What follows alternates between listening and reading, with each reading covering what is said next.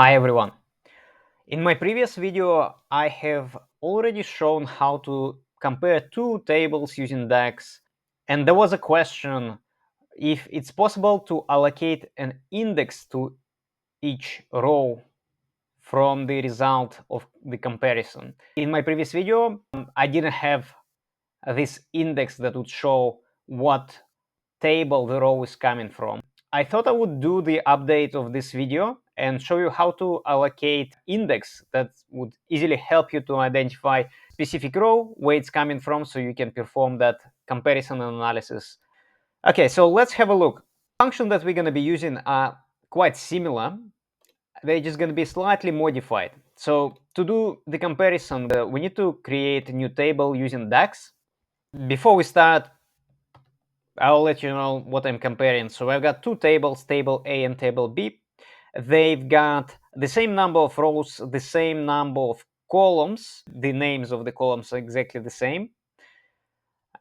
However, the table B has been given to me later on, and there have been some changes, but I don't know where the changes have been made. So in order to spot them, I'm doing that comparison using DAX functions. Let's have a look how we can do that. So this is going to be table A versus table B comparison with index.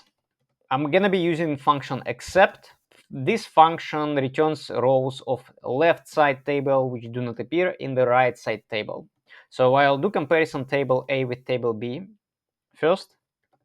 So I'll select table A, comma, table B. It will give me all the rows in table A that are not present in table B. And I'll move that into variable. I will modify slightly this function now. I will use ADDCOLUMNS function, which returns a table with new columns specified by DAX expression. The first argument of the ADDCOLUMNS function is a table, and I will return this table that we have already created, so except the result of except function. However, I will create additional column, and I will call it rows from.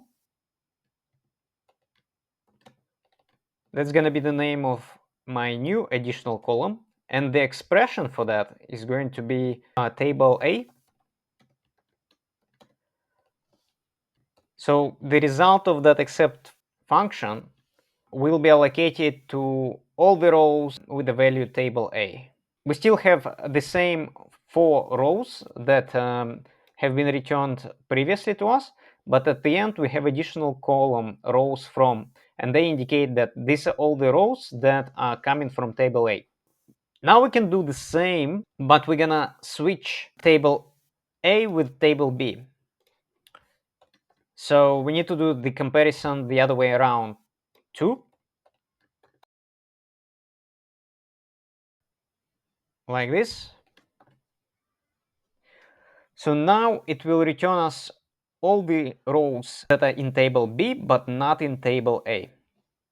And then we will do the union of these two previous variables in order to see the result of two previous comparison combined together.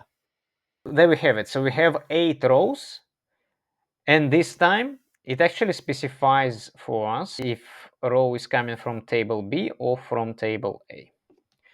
So that's how you can allocate the index when you do the comparison of two tables using DAX.